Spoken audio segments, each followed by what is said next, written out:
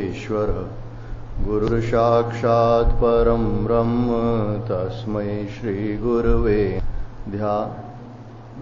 ध्यानमूलं जननीं शारदां देवीं रामकृष्णं जगद्गुरुं पादपद्मे तयोः श्रित्वा प्रणमामि मुहुर्मुहुः। नमः श्रीयतिराजाय विवेकानन्दसूरे गूंजे भाई सच्चित्सुखस्वरूपाय स्वामिने तापहारिणे शङ्करं शङ्कराचार्यं केशवं बादरायणं सूत्रभाष्यकृतौ वन्दे भगवन्तौ पुनः पुनः। ॐ विघ्नेश्वराय वरदाय सुरप्रियाय लम्बोदराय सकलाय जगद्हिताय नागाननाय श्रुतियज्ञविभूषिताय गौरीसुताय गणनाथ नमो नमस्ते। सर्वमङ्गलमाङ्गल्ये शिवे सर्वार्थसाधिके शरण्ये त्र्यम्बके गौरी नारायणी नमोऽस्तुते। भवानी शङ्करौ वन्दे श्रद्धा विश्वासरूपिणे याभ्यां विना न पश्यन्ति सिद्धाः स्वान्तस्तमीश्वरम्। दक्षिणे लक्ष्मणौ यस्य वामे च जनकात्मजा पुरतो मारुति यस्य तं वन्दे रघुनन्दनं। वसुदेवसुतं देवं कंसचाणूरमर्दनं देवकी परमानन्दं कृष्णं वन्दे जगद्गुरुं। नारायणं नमस्कृत्य नरं चैव नरोत्तमं देवीं सरस्वतीं व्यासं ततो जयमुदीरयेत्।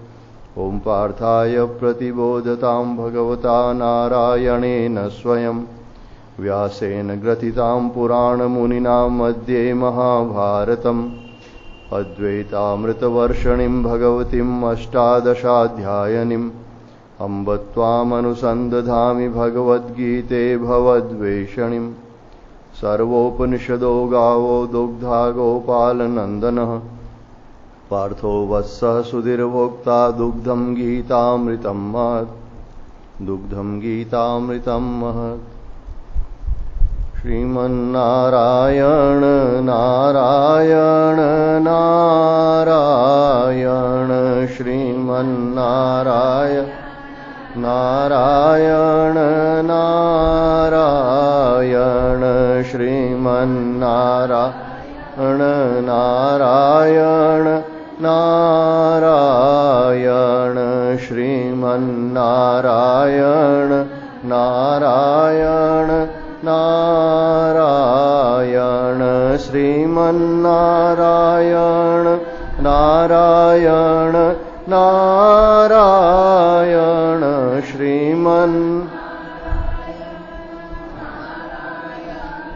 नारायण श्रीमन्नारायण नारायण नारायण श्रीमन्नारायण नारायण नारायण श्रीमन्नारायण नारायण नारायण श्रीमन्नारायण नारायण नारायण श्रीमन्नारायण नारायण नारायण श्रीमन्नारायण नारायण नारायण। बोलिए सच्चिदानंद भगवान की जय। वंदनीय संत चरणों में प्रणाम। भगवत स्वरूप समस्त भक्तगण, भगवती स्वरूपा मातृशक्ति। श्रीमद् भगवद गीता के एकादश अध्याय में भगवान ने विश्व रूप दिखाया और फिर अर्जुन को चतुर्भुज रूप का दर्शन करवाया। ये भगवान के सगुण साकार रूप के अवतार पुरुष के उन्होंने दर्शन किए थे। फिर वैकुंठ में जो निवास करने वाले उनके नित्य ईश्वरीय स्वरूप के दर्शन किए, विश्वरूप के दर्शन किए। लेकिन भगवान ने अंत में कहा कि ये सारे दर्शन मेरी कृपा से ही होते हैं, और जो साकार रूप के दर्शन होते हैं उसमें अनन्य भक्ति है, वो मुख्य साधन है। यानी संसार का चिंतन नहीं करते हुए एकमात्र परमात्मा का चिंतन ही। मत कर्म कृत, मेरे लिए ही समस्त कर्तव्य कर्मों को करना। मत परम, यानी मेरे ही परायण जो होते हैं। मत भक्त, मेरे जो भक्त हैं, जो मुझी से प्रेम करते हैं। और संग वर्जित, संसार की आसक्ति से जो रहित हैं और संपूर्ण भूत प्राणियों में वैर भाव से रहित हैं, कहीं भी जिनका द्वेष भाव नहीं है, वैर भाव नहीं है, ऐसे अनन्य भक्ति युक्त पुरुष है, वो मुझे प्राप्त करते हैं। तो इस 12 अध्याय के प्रारंभ में जो अर्जुन का प्रश्न है वो हम सभी का प्रश्न है कि ये निर्गुण निराकार रूप जिनके द्वारा ब्रह्म की प्राप्ति होती है, ऐसा अनेक पूर्व के अध्यायों में आया है। जहां भी ज्ञान योग का वर्णन हुआ है, श्रद्धावान लभते ज्ञानम तत्पर संयतेन्द्रिय, वहां भी भगवान ने कहा है। और जहां जहां भी सांख्य योग का, ज्ञान योग का वर्णन हुआ, वहां सच्चिदानंद ब्रह्म के साक्षात्कार की बात आई है और भगवान के इस सगुण साकार रूप के दर्शन की भी बात आई है। अनेक श्लोकों में भगवान ने ये बात कही है। 6ठे अध्याय के अंत में भगवान ने कहा कि तू तपस्वियों से, कर्मियों से, शास्त्र ज्ञानियों से भी श्रेष्ठ योगी बन, यानी जो भी कर्म कर निष्काम भाव से कर। लेकिन इन योगियों में भी श्रेष्ठ योगी वो है जो श्रद्धा पूर्वक अंतरात्मा से मुझे भजता है। यानी वहां सगुण साकार के भजन की बात आई।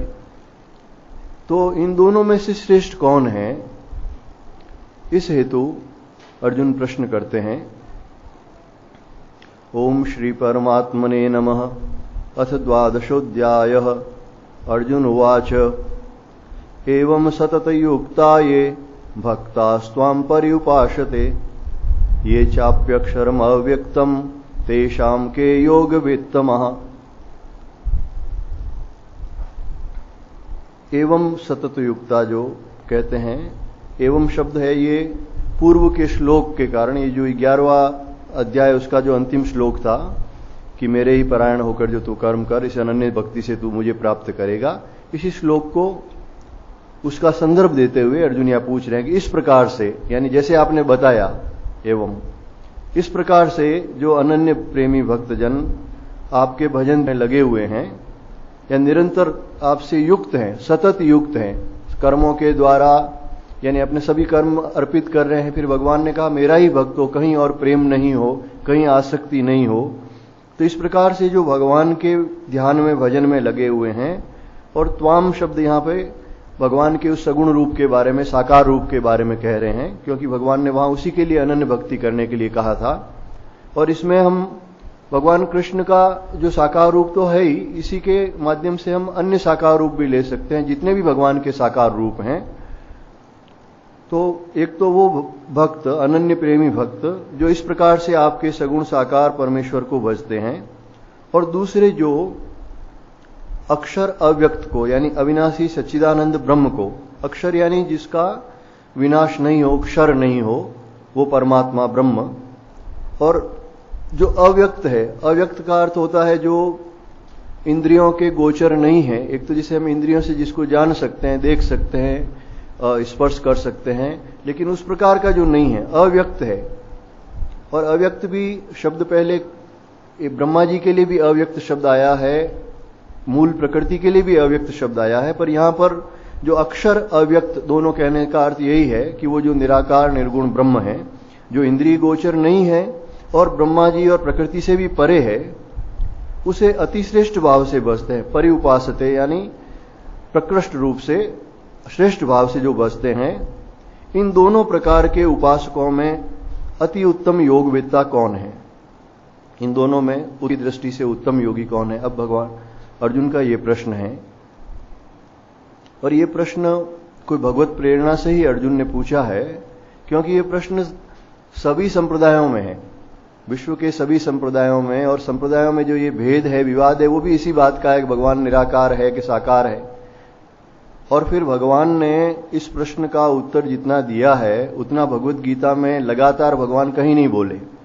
ये 12 अध्याय जो 12वां अध्याय है इसके 19 श्लोकों में, 13वां अध्याय पूरा करीब 34 श्लोक उनके, और 14वें अध्याय के 20 श्लोक, करीब 73 श्लोक भगवान लगातार बोलते गए हैं इस साकार के और निराकार के तत्व का वर्णन करने में ही। तो भगवान ने इसका पूरी तरह से वर्णन किया है और ये बात तो निश्चित कही है कि इन दोनों से प्राप्त होने वाला तत्व है वो एक ही है। भगवान कहते हैं इससे भी मैं ही प्राप्त होता हूं, इससे भी मैं ही प्राप्त होता हूं। तो परमात्मा तत्व तो एक ही है, लेकिन श्रेष्ठता किसकी है और किस कारण से है, उसी के हेतु ये अर्जुन का प्रश्न था। हमारे यहाँ जितने भी जो संप्रदाय हैं, अगर इनको मोटे तौर पर बांटा जाए, निर्गुण, सगुण, निराकार, साकार, ये 4 शब्द हमारे सामने आते हैं। निराकार यानी जो अव्यक्त है भगवान का, जहां कोई रूप नहीं ग्रहण करते, और साकार में भगवान का रूप ग्रहण करते हैं, जिसमें हम अवतार पुरुष भी साथ में ले लेते हैं, और नित्य ईश्वरीय स्वरूप हैं जो पंचदेव जी ने कहा है, भगवान शिव है, नारायण है, जगदम्बा है, गणेश है, इनको भी हम सगुण साकार में लेते हैं। और जो राम कृष्ण आदि जितने भी अवतार हुए हैं उन अवतार पुरुषों को भी सगुण साकार में लेते हैं। और निराकार ईश्वर कौन? अब निराकार में 2 हो जाते हैं, एक तो निर्गुण निराकार और एक सगुण निराकार। साकार में तो एक ही है, वो सगुण ही है, क्योंकि वो जो रूप धारण किए हुए हैं, जो हमारी प्रार्थनाएं सुनते हैं, हमारे ऊपर कृपा करते हैं, तो वो तो कृपा के सागर, दया के सागर, सृष्टि उत्पत्ति करते हैं, पालन करते हैं, संहार करते हैं, तो वो भगवान सगुण ही है। साकार रूप है वो सगुण ही होता है। लेकिन जो निराकार रूप है उनमें 2 बातें आती है, एक तो जो ईश्वर का स्वरूप, और जो कई संप्रदाय जो मानते हैं, हमारे यहाँ भी ब्रह्म समाज है, आर्य समाज है, दादूपंथी है, रामस्नेही संत है, यहाँ तक कि जो इस्लाम, जो ये मुसलमान लोग हैं, ये भी मानते हैं कि भाई एक ही खुदा है, अल्लाह है जो इस सृष्टि को बनाते हैं। तो भगवान को सगुण तो मानते हैं, उनसे प्रार्थना भी करते हैं, भगवान है वो परम दयालु हैं इस प्रकार से, लेकिन वो भगवान का रूप नहीं मानते। तो ये जो सगुण निराकार को मानने वाले हैं, और जो निर्गुण निराकार तत्व है जिसे ब्रह्म तत्व कहा है, जो अद्वैत के अनुरूप हमारा जो ऋषियों का, अवतार पुरुषों का ये अनुभव है, ये एक तरह से इस सनातन धर्म की ही उपलब्धि है कि उस ऊंचाई तक बहुत कम लोग पहुंचे। सभी संप्रदायों में ईश्वर तक तो वो पहुंचे हैं, यानी जो सगुण है और निराकार है, क्योंकि साकार में तो भेद हैं। कोई लोग कहते हैं भाई शिवजी है, सर्वोपरि भगवान है। हमारे सनातन धर्म में बहुत सारे भेद हैं, फिर अन्य धर्म वाले इनको क्यों मानेंगे? अब कोई ईसाई है, वो ईसा मसीह को ईश्वर मानेंगे, वो बलि राम को, कृष्ण को, शिव को भला क्यों मानेंगे? तो उस दृष्टि से भेद हो सकता है, लेकिन सगुण निराकार को प्रायः सभी मानते हैं। यानी एक शक्ति है, एक भगवान है जो सृष्टि की उत्पत्ति करते हैं, पालन करते हैं, संहार करते हैं। ये प्रायः सभी संप्रदाय के लोग इसे स्वीकार करते हैं। और इससे भी परे कि जीव और ईश्वर का कोई भेद ही नहीं है, एक अखंड सच्चिदानंद परमात्मा ही है, जहां न कोई सृष्टि है, न कोई पालन है, न कोई संहार है। इस तत्व का अनुभव हमारे ऋषियों ने किया, हमारे अवतार पुरुषों ने किया। इस अद्वैत तत्व का जो अनुभव है, शुद्ध निर्गुण निराकार ब्रह्म जिसे कहा है, वहां पर कोई गुण नहीं, क्योंकि वह सृष्टि नहीं। जहां सृष्टि है वहां पर गुण होगा। त्रिगुण में इस प्रकृति जिसे कहा गया है। और उस तत्व में जो निर्विकल्प समाधि में उन्होंने अनुभव किया कि ये जो सृष्टि दिखाई दे रही है ये भी एक स्वप्नवत ही है, जिन्होंने उसका अनुभव किया उन्होंने इस निर्गुण निराकार ब्रह्म का भी वर्णन किया, जो उपनिषदों में भी आता है, भगवान कृष्ण ने भी वर्णन किया है। तो मूलतः ये भेद कहे जाते हैं विभिन्न प्रकार के संप्रदायों में, लेकिन साथ में हमारे ऋषियों ने और भगवान श्री कृष्ण ने भी कहा कि ये तत्व एक ही है, एक ही सच्चित आनंद घन स्वरूप है। वही परम ब्रह्म परमात्मा अपने भीतर से ही इस मूल प्रकृति को उत्पन्न करते हैं, इस सृष्टि को उत्पन्न करते हैं, फिर वही एक सगुण साकार रूप में, मनुष्य रूप में हमारे सामने आते हैं। तो तत्व है वो एक ही है। श्रीमद् भागवत के पहले स्कंद में ये बात कही गई है, वदंती तत्त्वविदस् तत्वम यत् ज्ञानमद्वयम् ब्रह्मेति परमात्मेति भगवान इति शब्दते। जो तत्वविद लोग हैं वो इस तत्व को ऐसा कहते हैं, ज्ञानम अद्वयम, जो अद्वय ज्ञान है, ये दो नहीं है, एक ही ज्ञान है, एक ही अखंड तत्व है, जिसको कुछ लोग ब्रह्म कहते हैं। ब्रह्मेति यानी निर्गुण निराकार ब्रह्म, परमात्मेति जो सबकी आत्मा रूप में विराजमान है, जो सगुण निराकार रूप में विराजमान है, सृष्टि स्थिति प्रलय करते हैं, उनके लिए परमात्मा शब्द आया। और भगवान इति शब्द, जो भगवान कृष्ण है, भगवान राम है, इस प्रकार से साकार रूप। तो श्रीमद् भागवत में इसका पूरी तरह से निष्कर्ष निकाल दिया गया कि ये तीनों तत्व है वो अलग अलग नहीं है, ये एक ही तत्व है जो तीन प्रकार से कहा गया है। लेकिन इसमें साधन की दृष्टि से क्या श्रेष्ठ है और क्यों श्रेष्ठ है, इसीलिए अर्जुन ने प्रश्न किया है कि जो अनन्य प्रेमी जन आपके सगुण साकार रूप को भजते हैं और जो दूसरे लोग हैं जो सच्चिदानंद निराकार ब्रह्म को अतिशय श्रेष्ठ भाव से जिसकी उपासना करते हैं, तो इन दोनों में से उत्तम योगविद्ता कौन है।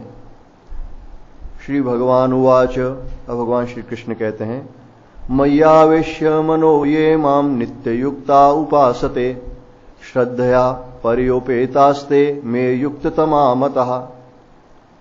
अब श्री भगवान कहते हैं, हे अर्जुन, जो मुझ में मन को एकाग्र करके आवेश्य यानी भावपूर्वक प्रेम पूर्वक जो मेरा चिंतन करते हैं, नित्य युक्ता जो निरंतर मुझ में लगे हुए हैं, भजन ध्यान में लगे हुए हैं, ऐसे भक्तजन, ये शब्द आया है परम श्रेष्ठ जो परम प्रेमी है भक्तजन है।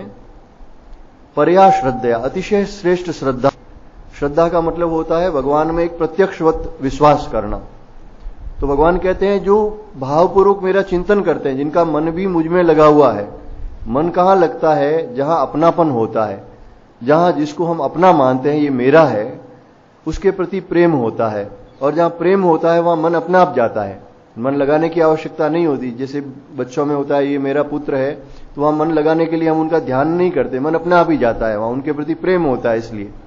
उसी प्रकार भगवान यहाँ जो कहते हैं कि अतिशय श्रेष्ठ श्रद्धा से, ये श्रद्धा भी वही होती है जिसको हम सर्वश्रेष्ठ समझते हैं। जिसे सर्वश्रेष्ठ समझते हैं उसके प्रति श्रद्धा होती है, उनकी हम आज्ञा का पालन करते हैं, माता पिता के प्रति, गुरु के प्रति, ईश्वर के प्रति। तो जो ये अतिशय श्रेष्ठ श्रद्धा से यानी प्रत्यक्षवत मानते हुए इस प्रकार से मेरे सगुण परमेश्वर रूप को, माम शब्द प्रयोग करें भगवान, यानी मेरे रूप को जो भजते हैं वे मुझको ही प्राप्त होते हैं और वे योगियों में उत्तम योगी मान्य हैं। वे मुझको योगियों में अति उत्तम योगी मान्य है। यानी इन दोनों में भगवान ने कहा कि मुझको जो इस प्रकार से सगुण साकार रूप से जो भजते हैं वो मुझे उत्तम योगी मान्य है। तो अब ये जो दूसरे हैं जो निर्गुण निराकार ब्रह्म का साक्षात्कार करते हैं, उनकी क्या स्थिति है?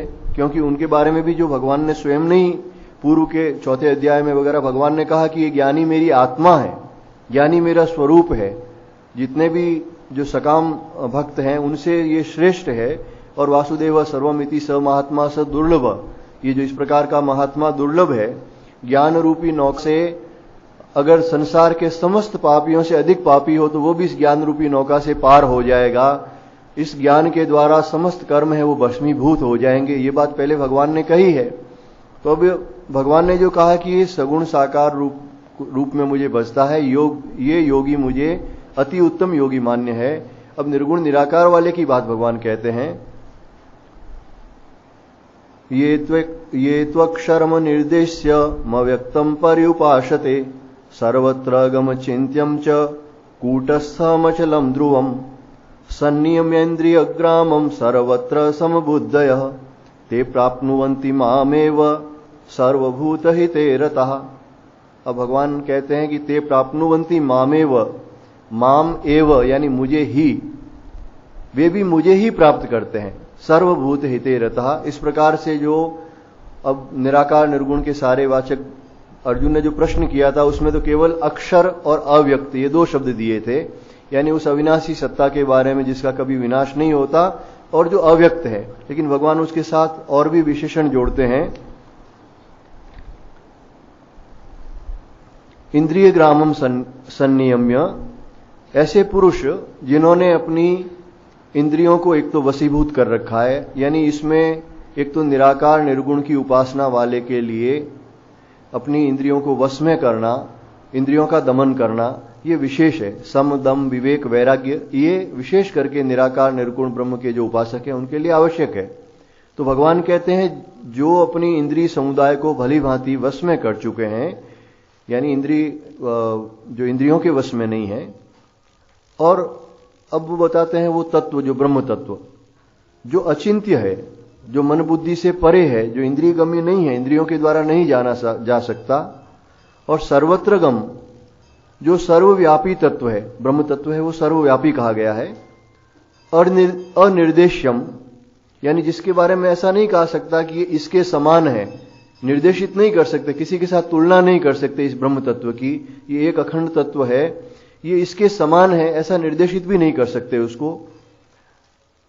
और कूटस्थम, कूटस्थम का अर्थ, दो अर्थ होते हैं। एक तो ये है कि जो जिस प्रकार से जिसके ऊपर लोहा या सोना कूटा जाता है, वो नीचे की जो निहाई होती है वो जैसी दृढ़ रहती है, वैसे ही ये जो ब्रह्म तत्व है वो दृढ़ है, कहीं विचलित नहीं होता और एक स्थान पर रहता है, यानी इसमें कोई प्रकार की हलन चलन नहीं होती है, स्थिर है। और दूसरा कूट शब्द माया के लिए भी आता है, जो माया के भी अधिष्ठान रूप से है, यानी माया के भीतर जो विराजमान है, कूटस्थ यानी कूट में भी जो स्थित है। जैसे जो उदाहरण दिया जाता है कि एक रस्सी के अंदर सांप दिखाई देता है अज्ञान के कारण, लेकिन जब हम नजदीक जाते हैं, ज्ञान होता है, तो मालूम चलता है कि सांप नहीं रस्सी है। लेकिन वो जो सांप दिखाई दिया उसका अधिष्ठान था, वो रस्सी थी, रस्सी थी इसीलिए सांप दिखाई दिया। तो कहते हैं ये जो संसार दिखाई देता है, ये माया दिखाई देती है, इस माया के मूल में है वो ब्रह्म है, अधिष्ठान है वो ईश्वरी है। तो यह कूटस्थ शब्द भी ब्रह्म के लिए आया है। और फिर ध्रुवम, यानी जो नित्य है, निश्चय है। ध्रुव शब्द का अर्थ है जो निश्चयी है। ऐसा नहीं है कि भाई जो अचिंत्य है, जिसको हम इंद्रियों से मन बुद्धि से नहीं सोच सकते, इसका मतलब ये है भी या नहीं, ऐसा नहीं है। भगवान कहते हैं निश्चयी है, नित्य है। अचलम, जो क्रिया रहित है। और अव्यक्तम, जो इंद्रियों के गोचर नहीं है, इंद्रियों से हम उनको देख नहीं सकते, स्पर्श नहीं कर सकते, जो निराकार स्वरूप से है। अक्षरम, अविनाशी सच्चिदानंद ब्रह्म, जिसका पहले ही अर्जुन ने प्रश्न में कहा था, अव्यक्तम अक्षरम। तो इस प्रकार का जो ब्रह्म है, भगवान कहते हैं इंद्रिय समुदाय को भली भांति वश में करके जो पुरुष श्रेष्ठ भाव से इनकी उपासना करता है, वे भी संपूर्ण भूतों के हित में रत और सब में समबुद्धि वाले, समबुद्धयः, यानी वो समदर्शी होते हैं। व्यवहार में तो भेद जो होगा वो होगा, लेकिन सबके अंदर एक ब्रह्म विराजमान है, ये दृष्टि उनमें हर समय रहती है। इसलिए वो सबके हित में रत हैं। उनके मन में हमेशा सर्वभूतों के कल्याण की भावना रहती है। जैसे हम अपने देह के कल्याण की कामना करते हैं, उसी प्रकार से वो सर्वभूतों के कल्याण की कामना करते हैं, क्योंकि आत्मभाव से वो सब में समान देखते हैं, उनकी सब में समबुद्धि है, इसलिए संपूर्ण भूतों के हित में भी रत हैं। तो वे लोग भी भगवान कहते हैं माम एव, मुझे ही प्राप्त होते हैं। अर्थात जो सगुण साकार रूप में मुझे प्राप्त होते हैं और जो ये निर्गुण निराकार रूप में इनको मैं प्राप्त होता हूं, ये दोनों तत्व हैं वो एक ही है। मैं ही ब्रह्म हूं और मैं ही सगुण साकार रूप में हूं। अब निर्गुण निराकार की जो उपासना कही गई है कि श्रेष्ठ भाव से इनकी उपासना करते हैं, ये उपासना जो निर्गुण ब्रह्म में होती है वो प्राय एक ही भाव से ही होती है कि एक अखंड ब्रह्म ही है, दूसरा ये शरीर और ये सब कुछ है, ये एक माया स्वरूप है। तो जो देहातीत होकर इसकी उपासना करते हैं, जिनका देहाभिमान पहले से ही नहीं है, जिनमें संसार की किसी प्रकार की सुख वासना नहीं है, जिनमें तीव्र वैराग्य है, वही व्यक्ति इस मार्ग के द्वारा भगवान को प्राप्त करते हैं। दोनों तरीके से इसमें ध्यान होता है।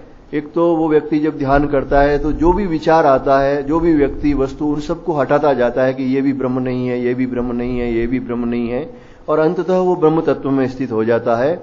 और दूसरा ध्यान का प्रकार ये है कि ऊपर नीचे बाएं दाएं चारों तरफ एक ब्रह्म ही है, ये शरीर भी नहीं है, संसार भी नहीं है। जैसे कोई समुद्र के अंदर बैठा हुआ हो तो ऊपर जल, नीचे जल, बाएं दाएं चारों तरफ जल ही जल है, उस प्रकार से वो सच्चिदानंद ब्रह्म का ध्यान करता है कि एक अखंड ब्रह्म ही चारों तरफ विराजमान है। तो इस प्रकार से जो भगवान इस निर्गुण निराकार की उपासना करते हैं, भगवान कहते हैं वो भी मुझे ही प्राप्त होते हैं। अब प्रश्न यही होगा कि भाई जब पहले सगुण साकार के बारे में भगवान ने कहा कि वो मुझे प्राप्त होते हैं, लेकिन वो योगियों में अति उत्तम योगी है, और दूसरे निर्गुण निराकार वालों के बारे में भी भगवान कहते हैं वो मुझे ही प्राप्त होते हैं। जब दोनों ही व्यक्ति एक ब्रह्म को ही प्राप्त होते हैं, एक ही तत्व को प्राप्त होते हैं, चाहे साकार रूप में हो चाहे निराकार रूप में हो, तो फिर पहले वाले जो हैं उनको भगवान ने उत्तम क्यों कहा, उनको श्रेष्ठ क्यों कहा? कोई कारण तो होगा इसके लिए। इसलिए भगवान अब कहते हैं क्लेशोऽधिकतरस्तेषाम् अव्यक्तासक्तचेतसाम् अव्यक्ता ही गतिर्दुःखम देहवद्भिर्वाप्यते। भगवान कहते हैं कि उन सच्चिदानंद परमात्मा में आसक्त चित्त वाले, यानी जो इस प्रकार से निर्गुण निराकार की उपासना करना चाहते हैं, जिनका चित्त है वो साकार में नहीं लगता है, निराकार में लगता है, ऐसे व्यक्तियों के साधन में क्लेश अधिक है, परिश्रम अधिक है। अब क्यों परिश्रम अधिक है? कि देहाभिमानियों के द्वारा ये अव्यक्त विषयक गति है वो दुख पूर्वक प्राप्त की जाती है। भगवान ये कह रहे हैं देहाभिमानी यानी मैं शरीर हूं, इसको हम देहाभिमानी व्यक्ति कहते हैं। तो लाखों में से कोई एक दो पुरुष होते हैं जो देहाभिमानी नहीं होते। कोई सुखदेव जी जैसे या परमहंस देव की तरह या सनकादिक ऋषियों की तरह जिनका देह भाव पूरी तरह से जा चुका है और जिनका देह भाव अत्यंत कम है, ऐसे लोग भी हैं। वैसे इसमें निर्गुण निराकार में निवृत्ति मार्गी भी हुए हैं, प्रवृत्ति मार्गी भी हुए हैं। जैसे जनक राजा थे, अश्वपति थे, ये संसार में रहकर भी इस ज्ञान मार्ग के निर्गुण निराकार ब्रह्म के उपासक थे। और निवृत्ति मार्ग में तो अनेक प्राय जो सन्यासी हुए हैं, या ऋषभ देव जी, सनकादिक ऋषि, जड़ भरत जी, दत्तात्रेय जी, शंकर भगवान, विवेकानंद जी महाराज, त्रिलंग स्वामी जी, तोतापुरी जी, ये अनेक संत हुए हैं जो कि निवृत्ति मार्ग में थे और इन निराकार निर्गुण ब्रह्म के उपासक थे। लेकिन इसमें जो भगवान कह रहे हैं कि ये बहुत कठिनाई से इसमें परमात्मा प्राप्ति होती है, और इसका कारण भगवान बताते हैं कि देहाभिमानियों के द्वारा अव्यक्त विषयक गति दुखपूर्वक प्राप्त की जाती है, दुखपूर्वक प्राप्त होती है। कारण क्या है कि हमारा जो शरीर है वो तो साकार है, सगुण है, और हम जो परमात्मा का चिंतन करना चाहते हैं, जो निर्गुण निराकार ब्रह्म का, वो है निराकार, उनमें कोई आकृति नहीं है।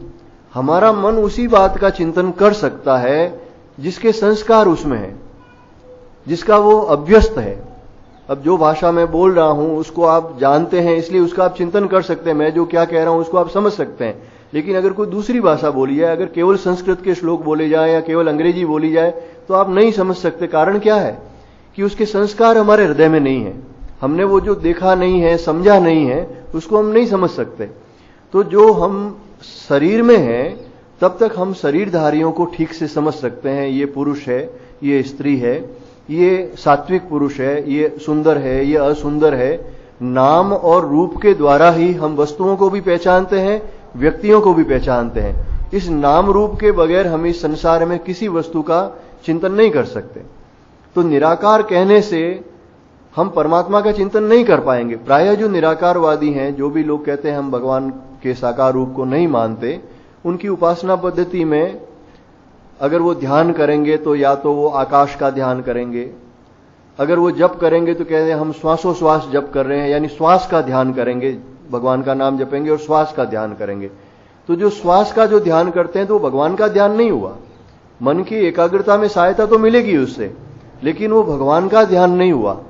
लेकिन यहां जो भगवान का रूप है, भगवान कृष्ण का है, राम का है, शिव का है, रामकृष्ण का है, जिन्होंने ब्रह्म के साथ एकता प्राप्त कर ली है, ऐसे पुरुषों का जो रूप है वो भी चिन्मय है, सच्चिदानंदमय स्वरूप है। तो उनका ध्यान भी हम कर सकते हैं, क्योंकि किसी के रूप का ध्यान हम आसानी से कर सकते हैं। और फिर नाम के साथ रूप जुड़ा हुआ है। जैसे ही हम कृष्ण शब्द कहते हैं, हमारे साथ में, हमारे जो मन में है वो मोर मुकुटधारी, बंसीधारी भगवान कृष्ण की छवि आती है। राम कहते हैं तो धनुषधारी राम की छवि आती है। शिव कहते हैं तो जटाजूटधारी, जो गले में सर्प आदि है, वैसी जो आती है छवि हमारे मन में। तो नाम और रूप के द्वारा हम परमात्मा का चिंतन है वो आसानी से कर सकते हैं। और इस शरीर में रहते हुए और उस निर्गुण निराकार का चिंतन करना है वो बहुत कठिन है। फिर देहाभिमान जब तक नहीं जाता तब तक इस निर्गुण निराकार में स्थिति नहीं होती। यानी मैं शरीर हूं ये भाव जब तक नहीं जाता, और ये जाना बहुत कठिन है, अत्यंत तपस्या से जाता है। जब शरीर से समस्त वासनाएं निकल जाती है, एकांत में रहकर खूब तपस्या की जाती है, तो ये देह भाव चला जाता है, इसमें कोई शक नहीं है। लेकिन इसके लिए साधन अधिक चाहिए, एकांत में साधन चाहिए। और ये जो साकार की गति है ये हमारा एक स्वाभाविक मार्ग है। ये इसी प्रकार से है जैसे कि अगर हम जो भोजन कर रहे हैं, अगर उसके बारे में कहा जाए कि जो भी भोजन करो भगवान को भोग लगाओ और उनके प्रसाद रूप में पाओ, तो ये कार्य सरल है। लेकिन जब ये कहा जाता है कि तुम बिल्कुल एक निर्गुण भोजन करो, यानी कि उसमें से जितने भी रस है उनको निकाल दो, न मीठा न खट्टा न सब प्रकार के रस निकाल के फिर उस प्रकार का जो ये बिल्कुल गुण रहित जो भोजन है, निर्गुण है, उसको आप ग्रहण करो, तो ये बहुत कठिन कार्य हो जाएगा। तो इसी प्रकार से भगवान के रूप का जो चिंतन है वो भी जब तक हम सगुण रूप में देहाभिमान जब तक है हमारे अंदर, तब तक निर्गुण निराकार की जो साधना है वो भगवान कह रहे हैं अत्यंत परिश्रम पूर्वक, क्लेश पूर्वक है वो प्राप्त की जाती है। ये गति है वो अव्यक्त है, यानी भगवान का जहां इंद्रियों के द्वारा जहां ध्यान नहीं किया जा सकता, उस अव्यक्त की गति है वो दुख पूर्वक प्राप्त होती है। भगवान ने दोनों शब्द प्रयोग किए हैं, क्लेश भी कहा है, यानी इसमें परिश्रम भी ज्यादा है और इसमें कष्ट भी, दुख भी अधिक होता है। यानी यथार्थ में उस तत्व तक पहुंचना ही कठिन है, प्राय लोग उस तत्व तक नहीं पहुंच पाते हैं। हालांकि जो पूर्ण वैराग्यवान है, जो देह भान से रहित हैं, उन लोगों को हुई है, ये बात मैंने जो पहले ही कह दी है, जो सुखदेव जी जैसे हुए हैं या परमहंस देव जैसे हुए, उनके लिए ये कठिन नहीं है। और छठे अध्याय में से आता भी है, जैसे प्रशांत मनशम विगत कल्मशः, इस प्रकार के जो लोग हैं जिनका कि सभी पाप नष्ट हो चुका है, रजोगुण शांत हो चुका है, भगवान वहां कहते हैं कि वो लोग ब्रह्मभूत होकर और सुखपूर्वक ब्रह्म को प्राप्त करते हैं। वहां सुखपूर्वक भी कहा है, यहां जो दुखपूर्वक कहा है, लेकिन वो सुखपूर्वक उन्हीं के लिए कहा है जो समस्त पाप जिनके नष्ट हो गए हैं, जिनका रजोगुण समाप्त हो गया है, यानी संसार में मुझे कुछ करना है ये भाव नष्ट हो गया है उनका। ऐसे व्यक्ति के लिए ये निर्गुण निराकार की गति है वो आसानी से प्राप्त हो सकती है। अन्य सभी के लिए ये अत्यंत कष्टदायक है, दुखपूर्वक प्राप्त होती है। इसलिए भगवान सगुण साकार की उपासना को निर्गुण निराकार की उपासना से श्रेष्ठ बताते हैं। दोनों से ही भगवत प्राप्ति होती है, लेकिन साधन काल में ये जो सगुण साकार की उपासना है ये श्रेष्ठ है। इसके एक दो और भी कारण बताते हैं, जैसे संत लोग, जो एक समग्र रूप भगवान ने बताया इस भगवत गीता में कि मैं सगुण साकार भी हूं, निर्गुण निराकार भी हूं। तो कहते हैं जो निर्गुण निराकार के उपासक होते हैं, जो कहते हैं हम भगवान के रूप को नहीं मानते, वो भगवान के शांत ब्रह्म को प्राप्त हो जाते हैं, ब्रह्म के साथ में वो एक हो जाते हैं, जीव ब्रह्म की एकता हो जाती है। लेकिन वो समग्र रूप का दर्शन नहीं करते, यानी भगवान के साकार रूप का वो दर्शन नहीं कर पाते हैं। और जो भगवान के साकार रूप के उपासक हैं वो भगवान के साकार रूप के भी दर्शन करते हैं और भगवान की कृपा से वो निराकार निर्गुण का भी दर्शन करते हैं। जो शबरी जी को कहा, मम दर्शन फल परम अनूपा, जीव पाए निज सहज स्वरूपा, जो भगवान का दर्शन भी करते हैं और उसके बाद में उस निर्गुण निराकार गति भी प्राप्त करते हैं, उनके साथ एक भी हो जाते हैं। तो भगवान को जानना और के साथ में एक हो जाना, ये तो निर्गुण और सगुण दोनों में होता है। लेकिन भगवान के रूप का दर्शन करना, उनके धाम में निवास करना, ये केवल सगुण साकार वालों के लिए ही होता है, क्योंकि उनकी उनमें रुचि नहीं, जो मानते ही नहीं, तो भगवान तो जिनकी जैसी भावना है उसके अनुरूप ही दर्शन देते हैं। इसलिए भी इसको श्रेष्ठ बताया गया है, सगुण साकार की उपासना को। ये तु सर्वाणि कर्माणि मयि सन्न्यस्य मत्पराः अनन्येनैव योगेन माम ध्यायन्त उपासते। अब भगवान कहते हैं कि इसलिए इस सगुण साकार की उपासना के बारे में जैसा 11वें अध्याय के अंतिम श्लोक में कहा था, उसी प्रकार भगवान यहां कह रहे हैं, जो मेरे परायण रहने वाले हैं, मत परा है, यानी जिनका आश्रय मैं ही हूं, जिनकी परम गति मैं ही हूं, और जो अपने समस्त कर्मों को मुझ में समर्पित करते हैं, यानी ममता छोड़कर, अहंकार छोड़कर, फल की इच्छा छोड़कर समस्त कर्मों का फल मेरे चरणों में समर्पित करते हैं और सत्कर्म करते हैं। सन्न्यस्य शब्द प्रयोग किया, यानी समस्त कर्मों का फल अर्पित कर देते हैं, न उसमें कोई राग रखते हैं, न कुछ द्वेष रखते हैं, और उनसे प्राप्त होने वाला जो फल है, सुख दुख है, उसमें भी सम रहते हैं। मुझ सगुण परमेश्वर की, यानी सगुण साकार रूप की अनन्येन योगेन, यानी अनन्य भक्ति योग से, जैसा कहा अनन्य चेता सततम यो माम स्मरति नित्यसः, जो अनन्य चित्त होकर जो मेरी ही भक्ति करते हैं, संसार का चिंतन नहीं करते, भगवान का ही चिंतन करते हैं, ऐसे निरंतर चिंतन करते हुए भक्तों के बारे में भगवान कहते हैं, तेषामहम उद्धर्ता मृत्यु संसार सागरात् भवामि न चिरात् पार्थ मय्यावेशित चेतसाम। हे अर्जुन, उन मुझ में चित्त लगाने वाले आवेशित चेतसाम यानी भावपूर्वक प्रेम पूर्वक जो मेरा भजन करते हैं, ऐसे प्रेमी भक्तों का मैं शीघ्र ही इस मृत्यु संसार सागरात, इस भवसागर से उद्धार कर देता हूं। तो ये सगुण साकार के उपासकों के लिए ये एक और विशेष बात जो कही गई है। जो निर्गुण निराकार ब्रह्म में है वो उनके साथ एक हो जाते हैं, लेकिन उसमें उनके स्वयं का साधन जो है, पुरुषार्थ है, वो विशेष है। उसमें विवेक की प्रधानता चाहिए और पुरुषार्थ की प्रधानता होती है, लेकिन इसमें भगवान की कृपा की प्रधानता है। यहां भगवान कहते हैं उनका उद्धार मैं करता हूं। जो भगवान के श्री चरणों का जो आश्रय ले लेते हैं, संपद तव श्रीपद भव गौष्पद वारी यथा है, जो विवेकानंद जी ने कहा है ठाकुर के बारे में, कि जिन्होंने इन श्री चरणों का आश्रय ले लिया, उनके लिए भवसागर है वो गोपद के समान हो जाता है, गौ के खुर के समान हो जाता है। तो इस प्रकार से जो यहां भगवान कह रहे हैं कि ऐसे जो प्रेमी भक्त हैं वो मेरे आश्रित हैं, इसलिए उनके उद्धार करने की जिम्मेवारी मेरी है।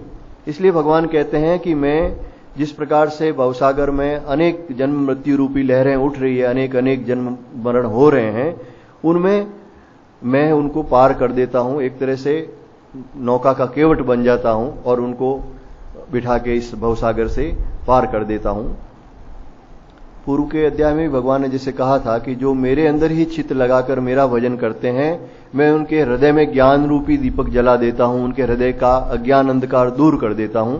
यही अर्थ है यहां भी कि जो इस प्रकार से जो भगवान का भजन पूजन करते हैं, तो वो जो भगवान का रूप है वो उनकी सहायता करता है और अंत में वही उनके परमात्मा प्राप्ति का कारण बन जाता है। जो साकार की उपासना में एक क्रम जो है वो यही है, सबसे पहले मनुष्य सत्कर्म करता है, जो अपने कर्तव्य कर्म को ठीक ठीक करता है, कोई पाप कर्म नहीं करता, और उसके बाद में जो भी उसका इष्टदेव है उनका बाह्य पूजन करता है, मानसिक रूप से पूजन करता है। तो ऐसे करते करते जब उसका चित्त शुद्ध हो जाता है, यानी पाप कर्मों के संस्कार नष्ट हो जाते हैं और भगवान के एक रूप का ध्यान करता है, एक नाम का जप करता है, तो ऐसे करते करते उसका मन एकाग्र होता है। विक्षेप दोष जो है, चंचलता है, वो दूर हो जाती है। भगवान के एक नाम का जप करते करते फिर मन एकाग्र होने लगता है। जब मन शुद्ध होता है, जब कोई पाप कर्मों के संस्कार भी नहीं है और जब मन एकाग्र होता है, तो पूरी तरह से उस सात्विक अवस्था में भगवान के रूप के दर्शन होते हैं। ऐसे अनेक भक्तों का जो अनुभव है। और फिर वो जो भगवान के रूप का कभी एक झलक रूप में भी अगर दर्शन होता है तो उससे उसका प्रेम बढ़ता है, कई गुना बढ़ जाता है। फिर और तत्परता से वो उस साधन में लग जाता है। फिर केवल हृदय में दर्शन ही नहीं होता, खुली आंखों से भी दर्शन होता है। भगवान की वाणी सुनाई देती है, उनसे वार्तालाप होता है, उनका स्पर्श होता है, उससे उनका प्रेम है वो उत्तरोत्तर बढ़ता जाता है और फिर वो रूप उनके हृदय में स्थायी हो जाता है। मृत्यु पर्यंत उस रूप के वो दर्शन करता रहता है और अंत में वही रूप है वो उनको इस भवसागर से पार कर देता है, अपने धाम में ले जाता है। तो भगवान यहां जो कह रहे हैं कि मैं मृत्यु संसार सागर से उद्धार करता हूं, साकार रूप का यही लाभ है कि हमारे लिए एक आश्रय रहता है।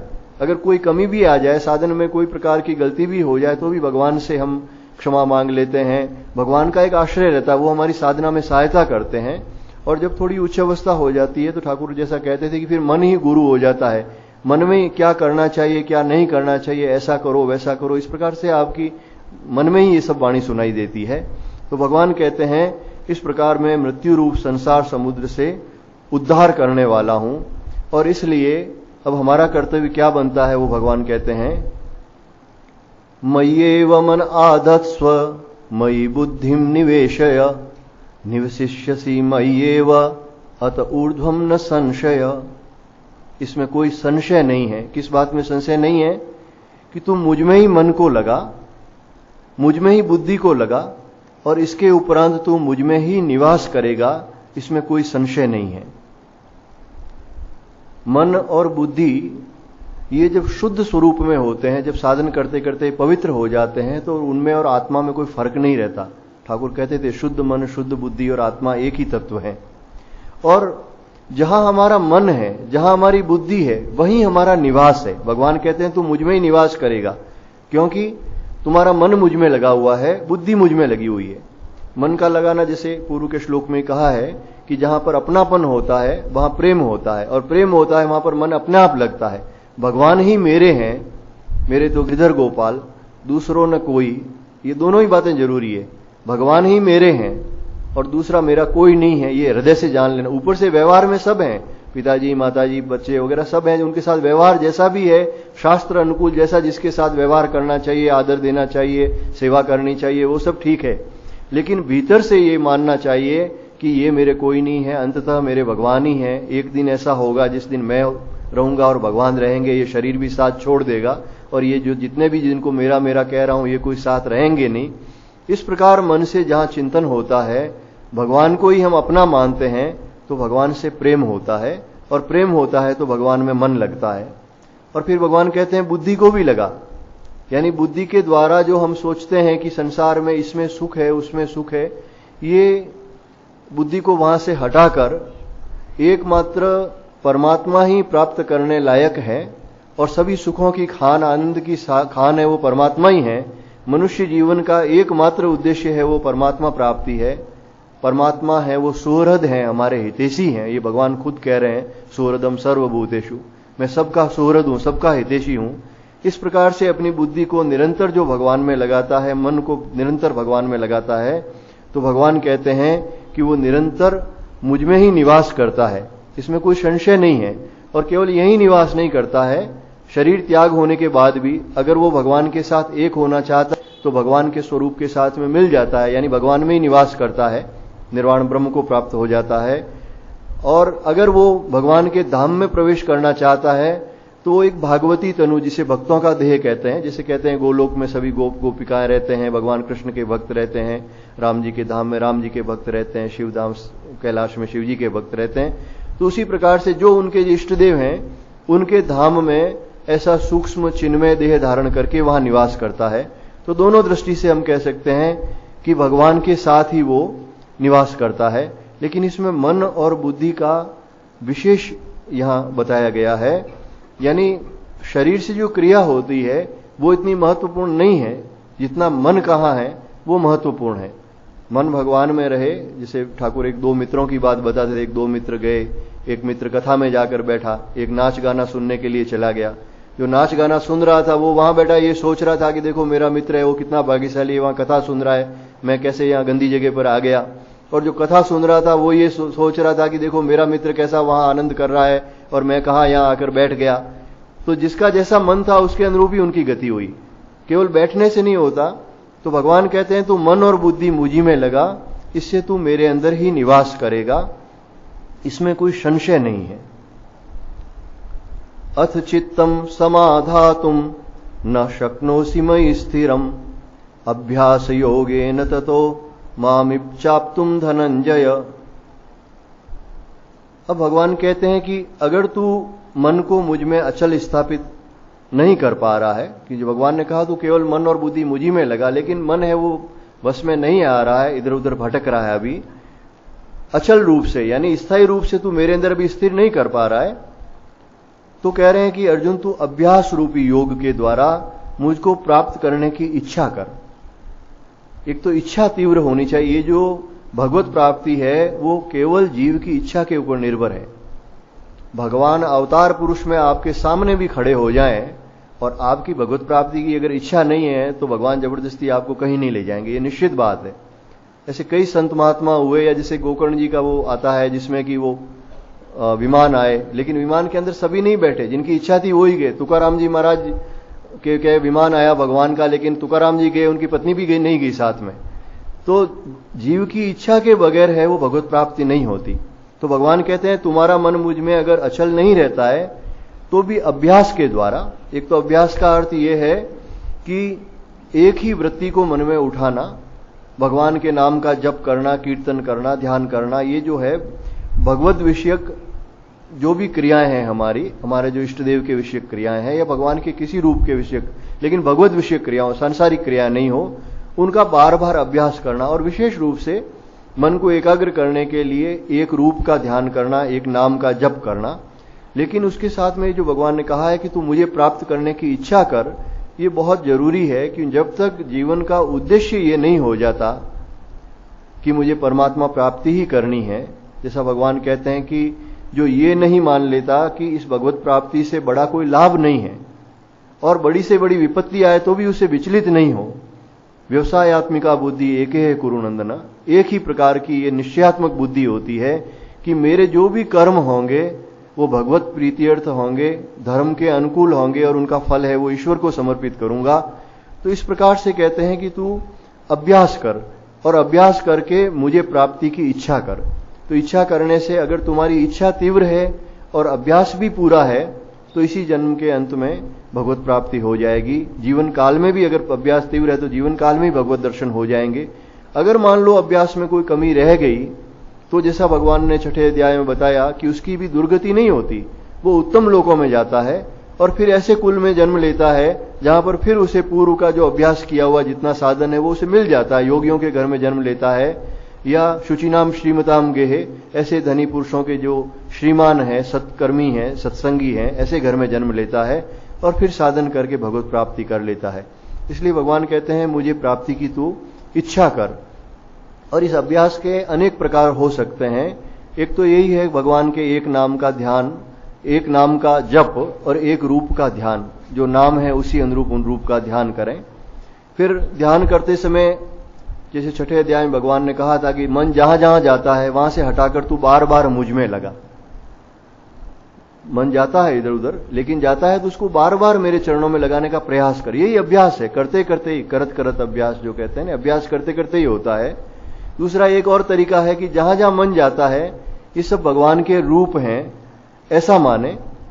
अगर मानसिक पूजा कर रहे हैं और अगर कोई रूप ध्यान में आ गया, जैसे आपके कोई संतान आ गई, तो उसे भी मानसिक सेवा में लगा दें, भगवान की सेवा में लगा दें और इनमें भी भगवान ही विराजमान है, इस प्रकार का चिंतन करें। उसके जो आकार का ध्यान नहीं करके उसके हृदय में भगवान विराजमान है, उस प्रकार का ध्यान करें। और जो लोग साकार रूप का ध्यान नहीं करते हैं, क्यों निर्गुण निराकार के उपासक भी बहुत हैं, तो उनके लिए ये भी कहा है कि श्वास के ऊपर ध्यान रखकर नाम जप करें। आती हुई श्वास में भगवान का नाम जप करें, जाती हुई श्वास में नाम का जप करें, तो इससे भी मन एकाग्र होता है। क्यों, यह अभ्यास की बात है, इसीलिए मैं कह रहा हूं कि अभ्यास के द्वारा जो मन की एकाग्रता प्राप्त होती है उसमें ये श्वास के साथ जप करना भी है वो सहायक है। कि ईश्वर के रूप का ध्यान और नाम का जप है ये सर्वश्रेष्ठ है, इससे बढ़कर कुछ भी नहीं है साधना की दृष्टि से अगर देखा जाए तो। उसके अलावा हमारा जो व्यवहार है वो पूरी तरह से सात्विक हो, धर्म के अनुकूल हो। जिसके साथ भी हम बातचीत करें उसके साथ में बातचीत करते समय इनके हृदय में भी भगवान विराजमान है, मेरे इष्टदेव विराजमान है। चाहे उनके इष्टदेव कोई भी हो, लेकिन हमारे इष्टदेव अगर राम जी हैं तो मेरे हृदय में भी राम जी विराजमान है, इनके हृदय में भी राम जी विराजमान है। इस प्रकार का ध्यान करके उनको मन ही मन प्रणाम करके उनके साथ अगर व्यवहार करें, इसमें कुछ नहीं लगता है, एक क्षण लगता है, तो मन ही मन उनको प्रणाम करेंगे तो उसके साथ एक तो व्यवहार मधुर हो जाएगा कि इनके हृदय में भी हमारे इष्टदेव विराजमान है और आपके इष्टदेव का साथ में ध्यान भी हो जाएगा। फिर सत्साहित्रों जो शास्त्र है, जैसे रामायण है, महाभारत है, भगवत गीता है, जितने भी जो सत्शास्त्र हैं, भगवत प्राप्त पुरुषों द्वारा लिखित जो शास्त्र हैं, उन शास्त्रों का अध्ययन करें, भगवान के रूप का ध्यान करें, भगवान के नाम का कीर्तन करें, भगवान के नाम की लीलाओं का कीर्तन करें। तो ये सारा का सारा जो है ये अभ्यास है। तो भगवान कहते हैं कि जो अगर तेरा मन अचल रूप से स्थित नहीं रहता है तो इस प्रकार के अभ्यास के द्वारा मुझे प्राप्त करने की इच्छा कर। अब इससे आगे भगवान कहते हैं अभ्यासेप्य समर्थोऽसि मत्कर्म परमो भव मदर्थमपि कर्माणि कुर्वन् सिद्धिमवाप्स्यसि। अगर तू अभ्यास में भी असमर्थ है, देखो भगवान इस अर्जुन को निमित्त बनाकर हम सबके कल्याण के लिए कह रहे हैं। अब सब साधक हैं, उनकी मन की स्थिति एक जैसी नहीं होती, प्रकृति एक जैसी नहीं होती, इसलिए भगवान अलग अलग साधन बता रहे हैं। ये जो पहले प्रकार का साधन बताया मय्येव मन आदस्व मयि बुद्धिम निवेश्य, ये ऐसा व्यक्ति है जिसके हृदय में भगवान के प्रति एक स्वाभाविक प्रेम है, जो स्वाभाविक रूप से जिसका मन है वो भगवान में लगता है। तो उसके लिए कहा तू मन बुद्धि निरंतर मेरे अंदर लगाए रख। दूसरा जो है ऐसा व्यक्ति है जिसके भीतर श्रद्धा तो है, भगवान का साधन भजन करना चाहता है, भगवान को मानता है, साधन के प्रति श्रद्धा है, लेकिन स्वाभाविक रूप से भगवान में अभी प्रेम नहीं है। इसलिए कभी मन भगवान में जाता है, कभी वो संसार में जाता है। जैसे ठाकुर कहते हैं वो घर की मक्खी की तरह है, कभी मिठाई पे ही बैठ जाती है, कभी गंदी वस्तु पे ही बैठ जाती है, तो दो प्रकार का है। तो उसके लिए भगवान कहते हैं तो अभ्यास कर, निरंतर भगवान के नाम रूप का, कीर्तन का इस प्रकार से अभ्यास कर। तीसरे प्रकार के ये जो व्यक्ति हैं, अभ्यासेऽपि समर्थोऽसि मत्कर्म परमो भव मदर्थमपि कर्माणि कुर्वन् सिद्धमवाप्स्यसि, कि अगर अभ्यास में तू असमर्थ है तो मेरे लिए कर्म कर, मेरे परायण हो जा और मेरे निमित्त कर्मों को करता हुआ मेरी प्राप्ति रूप सिद्धि को प्राप्त होगा। अब इसमें मदर्थम शब्द प्रयोग किया पहले तो भगवान ने, यानी मेरे लिए ही कर्म कर, यानी कर्म कर निष्काम भाव से, उसका फल तो मुझे समर्पित कर। लेकिन अभ्यास यानी जप ध्यान में मन नहीं लगता है, उसका मन बुद्धि भगवान में नहीं लग रहे हैं, ऐसे व्यक्ति वो होते हैं जिसमें रजोगुण की प्रधानता होती है, वो क्रियाशील बहुत होते हैं, उनमें कर्म करने की रुचि ज्यादा होती है।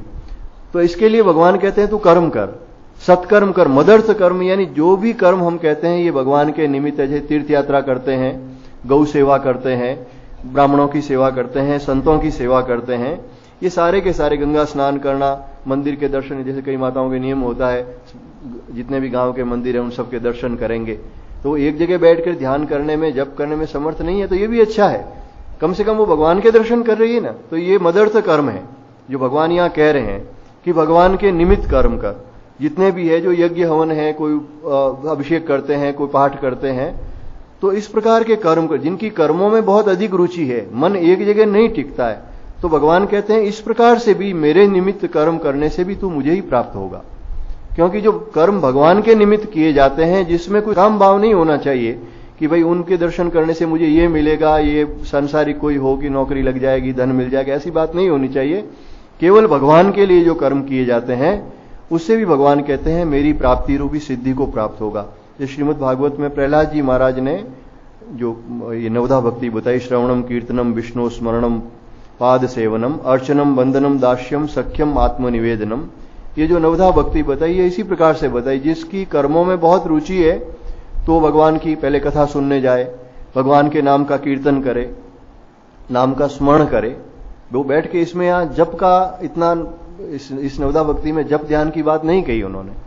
जिसका मन एक जगह नहीं टिकता वो जप ध्यान नहीं कर सकता, कोई बात नहीं, चलते फिरते भगवान के नाम का स्मरण करे, सुबह शाम बैठ के श्रीमन नारायण नारायण करके कीर्तन करे, भगवान की कथाओं का श्रवण करे, अर्चन करे, भगवान की मूर्ति का पूजन करे, वंदन करे कि सब में भगवान विराजमान है, सभी मंदिरों में साधु संतों को प्रणाम करे, दास्यम जहां तक हो सके किसी की सेवा करे दास भाव से, भगवान है मैं उनका दास हूं और सभी प्राणियों में भगवान ही विराजमान है, उस प्रकार से शिव भाव से सबकी सेवा करे और आत्मनिवेदन यानी मैं भगवान के ही समर्पित हूं, इस प्रकार का भाव रखे। तो ये जो नवधा भक्ति है ये इस प्रकार के जिनकी कर्म में बहुत अधिक रुचि है उनके लिए है।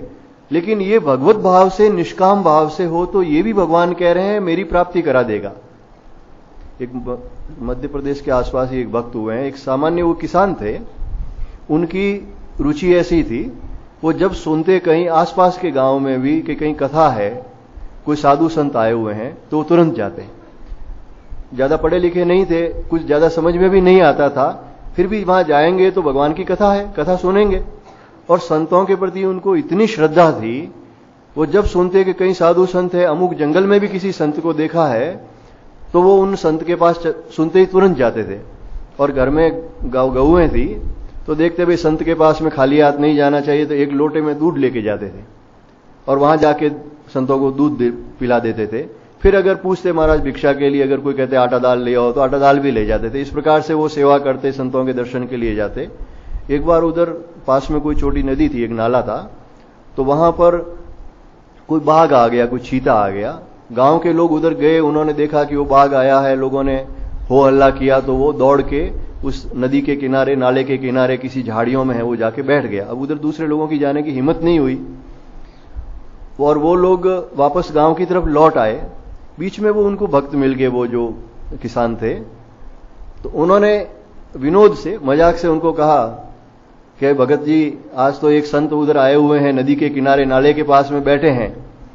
अब वो था तो वहां पे बाघ था, चीता था, लेकिन उनको जब कहा तो वो तो बेचारे बहुत सरल थे। उन्होंने देखा अच्छा कहाँ है, जब बोले कि उधर नदी के किनारे बैठे हैं अभी तो वो संत। वो घर पे गए, एक लोटा दूध का लिया और वो उनके दर्शन के लिए वहां चले गए। अब उधर उधर आवाज दी, कोई दिखा नहीं। तभी उनको वो झाड़ी के अंदर वो चीता बैठा हुआ दिखा।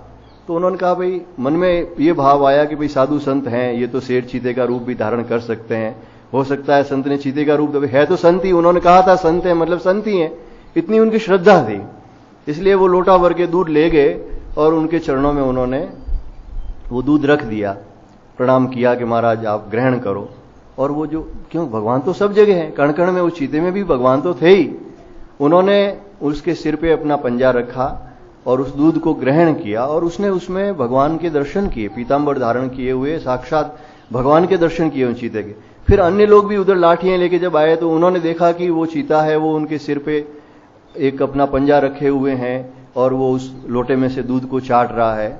बड़ा विलक्षण दृश्य था। फिर उनको पूछा तो मालूम हुआ कि उन्होंने तो साक्षात ईश्वर के दर्शन किए उसमें, और उन लोगों को वो चीता ही दिखाई दे रहा था। उन्होंने जो हो हल्ला किया तो चीता वहां से फिर भाग गया। तो ऐसी छोटी सी क्रिया भी पूर्ण श्रद्धा से अगर की जाए, भक्ति पूर्वक की जाए, तो ये भगवदर्थ जो कर्म है ये भी भगवान कहते हैं मेरी प्राप्ति करा देते हैं, मुझे सिद्धि प्राप्त करा देते हैं। तो ये जो जिनमें कर्म की अधिक इच्छा होती है उनके लिए भगवदर्थ कर्म है, निष्काम कर्म है, जो भी सेवा कर्म है, भजन है, इस प्रकार के कर्म है वो करने चाहिए। और अंत में भगवान कहते हैं अथेदप्य शक्तोसी कर्तुम मध्योगमाश्रितः सर्वकर्म फल त्यागम ततः कुरु यतात्मवान। अगर तू मेरी प्राप्ति रूप योग के आश्रित होकर उपयुक्त साधन करने में भी अगर समर्थ नहीं है, अब मतलब ये चौथे प्रकार का व्यक्ति जिनकी कोई भगवान में विशेष आस्तिकता नहीं है या भगवदर्थ कर्म करने में, ये पूजा कर्म करना, साधु संतों के पास जाना, कथा में जाना, उसमें कोई रुचि ही नहीं है, तो अलग अलग रुचि के लोग होते हैं नहीं। तो भगवान यहां कहते हैं कि अगर ऐसा भी कोई व्यक्ति है तो वो व्यक्ति अपने सब कर्मों के फल का त्याग करे। अगर इसमें तू असमर्थ है तो मन बुद्धि पर नियंत्रण रखकर सब कर्मों के फल का त्याग कर। जो भी तू कर्म कर रहा है उन कर्मों का फल है वो मेरे चरणों में समर्पित कर दे। लेकिन यहां जो शब्द भगवान ने प्रयोग किया है यतात्मवान, क्योंकि ये जो व्यक्ति है जिसमें आस्तिकता कम है, भगवान के कर्मों में जिसकी रुचि नहीं है, कर्मयोग में ही जिसकी ममता अधिक है, तो उसमें एक खतरा रहता है। ऐसे व्यक्तियों में मान बढ़ाई की इच्छा होती है। जैसे अगर वो गौ सेवा करेगा तो उसके मन में आएगा कि लोग मुझे जाने कि मैं गौभक्त हूं, या कोई सेवा कर्म, जैसे कई विद्यालय खोलते हैं, अस्पताल खोलते हैं, ये जो सेवा कर्म करते हैं, तो उसमें भगवान कहते हैं मन बुद्धि पर नियंत्रण रखकर, एक तो पाप कर्म नहीं करना, सब कर्मों का फल भगवान को अर्पित करने का भगवान ने कहा है, इसलिए जो भी अच्छे बुरे कर्म करो उसका फल भगवान को अर्पित कर दो। इस प्रकार से पाप कर्म करने में भी दोष नहीं है, ऐसी बुद्धि नहीं होनी चाहिए।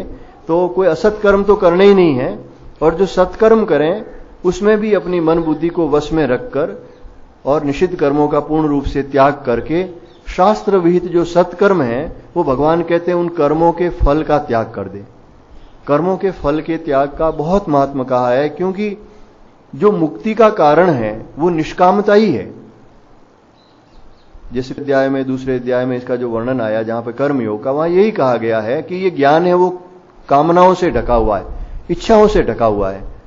तो जब कामनाओं का वो त्याग कर देता है और सत्कर्म करता है, किसी भी प्रकार मनुष्य की सेवा भी करे, लेकिन जब वो कर्म फल की इच्छा को त्याग देता है, न मान बढ़ाई के लिए कर्म करता है, न किसी संसार के प्रलोभन से कर्म करता है, न किसी भय से कर्म करता है, तो इस प्रकार जो सब कर्मों के फल का जो त्याग करता है वो भी भगवान कहते हैं मुझे ही प्राप्त होता है। वो वास्तव में ईश्वर के रूप में उसकी श्रद्धा नहीं होती, इसलिए वो भगवान के निराकार शांत ब्रह्म को प्राप्त कर लेता है, यानी उसको वो परम शांति मिल जाती है, परम आनंद मिल जाता है। परमात्मा के रूप का साक्षात्कार भले ही नहीं हो, लेकिन भगवान के उस निराकार शांत ब्रह्म को प्राप्त हो जाता है। अब इससे आगे की चर्चा आगामी सत्संग में होगी। गोविंद जय जय गोपाल जय जय गोविंद जय जय गोपाल जय जय राधा रमण हरि गोविंद जय जय राधा रमण हरि गोविंद जय जय गोविंद जय जय गोपाल जय जय गोविंद जय जय गोपाल जय जय राधा रमण हरि गोविंद जय जय राधारमण हरि गोविंद जय श्री कृष्ण गोविंद हरे मुरारी श्री कृष्ण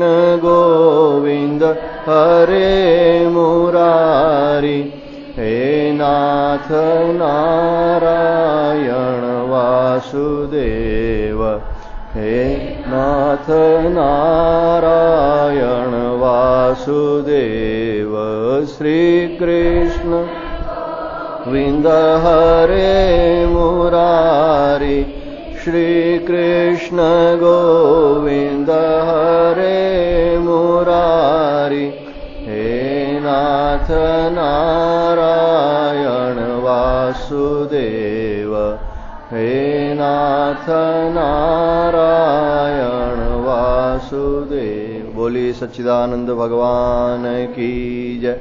सियावर रामचंद्र भगवान की जय। श्री कृष्ण चंद्र भगवान की जय। श्री रामकृष्ण भगवान की जय। समस्त संत महात्माओं की जय। नमः पार्वती पतये हर हर हर महादेव।